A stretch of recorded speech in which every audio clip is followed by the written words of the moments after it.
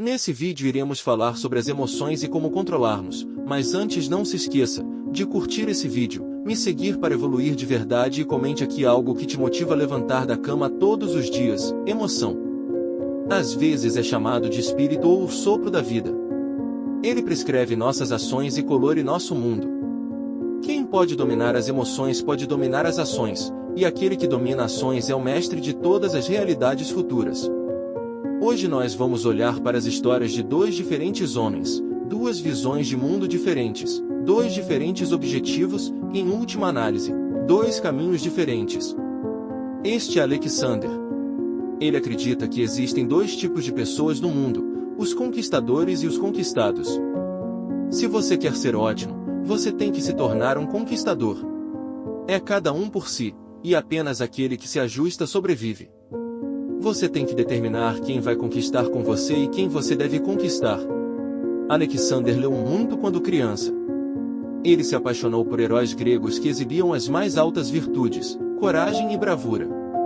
Eles eram líderes, não seguidores. Ele não teve muito quando era uma criança e teve que trabalhar duro por tudo que ele teve. Isso levou a acreditar que a vida de uma pessoa é o resultado de suas ações e que elas devem assumir total responsabilidade pelo que acontece com elas. Fisicamente e intelectualmente, ele se manteve com padrões incrivelmente elevados. Não há ninguém que ele queira conquistar mais do que ele mesmo, todos os dias. Um dia, ele encontrou um sem-teto. O homem pediu alguns trocados. Alexandre sabia o que estava vendo, um homem conquistado. Como esse homem se deixou conquistar a esse ponto? Quantos erros ele deve ter cometido para acabar nessa posição? Por que ele não toma medidas para tirar a si mesmo desse buraco? Em vez disso, ele está tomando o caminho preguiçoso. Ele está tentando tirar daqueles que trabalharam duro para ter o que tem. Aqueles que tomaram boas decisões não deveriam ser punidos por aqueles que tomaram decisões erradas. Alexander sabia que se o homem quisesse comer, ele precisava aprender a pescar e não ter peixes dados a ele. Ele ficou furioso com a fraqueza do homem. Este homem não vai receber um centavo de mim, ele pensou consigo mesmo. Isso seria apenas permitir seus comportamentos destrutivos e mais atitudes em relação à vida. Ao sofrer, ele aprenderá ou morrerá, é assim que o mundo funciona. Este é Joseph.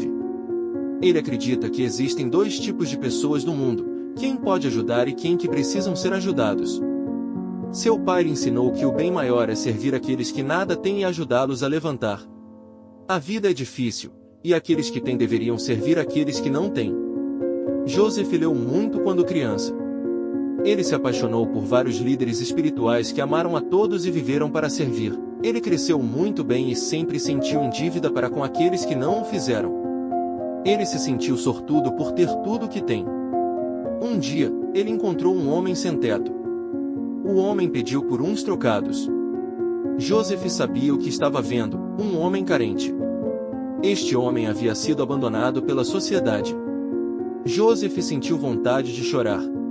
Imagine o quanto falhamos como sociedade ao deixar alguém chegar a esse ponto, pensou ele consigo mesmo. A vida é tão difícil e cheia de sofrimento e com base na sorte, qualquer um de nós pode acabar na posição dele. Ele agarrou todo o dinheiro que tinha no bolso e entregou ao homem. E assim, as duas histórias terminam aqui. Ambos os homens tinham visões de mundo únicas moldadas por suas experiências passadas. Os dois perceberam o mesmo homem de maneiras diferentes. Onde um via um homem fraco, o outro via um homem abandonado.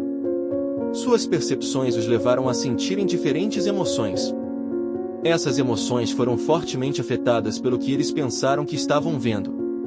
Na verdade, os dois homens não sabiam nada sobre o mendigo. E eles não têm ideia do que o levou para sua posição. Este é frequentemente o caso na vida real. Desde tenra idade, os dois homens foram cercados por uma estrutura invisível conhecida como cultura ou meio ambiente. O conhecimento que eles obtiveram desta estrutura lhes permite navegar pelo mundo. Alex cresceu em uma estrutura de personalidade responsável, de força e fraqueza. Ele só pode ver as pessoas dessa maneira. É tudo o que ele sabe. Joseph cresceu em uma estrutura de responsabilidade coletiva, dos necessitados e afortunados. Ele só pode ver as pessoas dessa maneira. É tudo o que ele sabe. Para os dois homens, As emoções são ferramentas. No mundo de Alex, a raiva é uma ferramenta útil que permite que ele se torne forte, seu mais alto ideal. No mundo de Joseph, a compaixão é uma ferramenta útil que permite que você se torne um doador, o seu ideal mais alto. Alguém pode se perguntar, se você pudesse mudar a estrutura invisível que circunda esses homens, se eles inverterem os livros que leram ou as famílias que eles tiveram, eles perceberiam o mundo de forma diferente? Se eles percebessem o mundo de forma diferente, eles sentiriam diferente? O mestre das emoções, então, é aquele que pode alterar a estrutura invisível em torno deles. Isso permite que eles reúnam um conjunto diversificado de conceitos que lhes permitem ver o mesmo cenário de maneiras diferentes. Eles não seriam nem Alexandre nem José. Eles seriam os dois.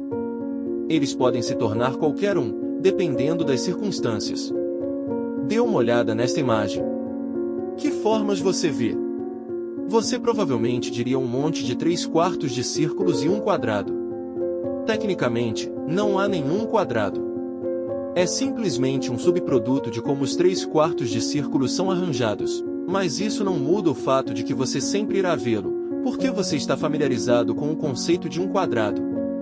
Se você nunca aprendeu o que é um quadrado, você talvez nunca o veja ali na imagem. Há uma camada de significado oculta no espaço negativo. O domínio emocional consiste em perceber múltiplas camadas de significado no espaço negativo de vida. Trata-se de ver todas as realidades potenciais que poderiam existir. É sobre olhar para um sem-teto e ver que sua posição poderia ser um subproduto de suas decisões pessoais ou subproduto de um fracasso cultural. O que não estou dizendo é que esses homens podem pensar pensamentos diferentes e mudar suas emoções no momento. Mas eles podem experimentar uma visão de mundo diferente agora, para que eles vejam de forma diferente no futuro. Eles podem encontrar novas maneiras de ver ou interagir com coisas antigas e tudo o que eles precisam fazer é ouvir o mundo em suas muitas formas.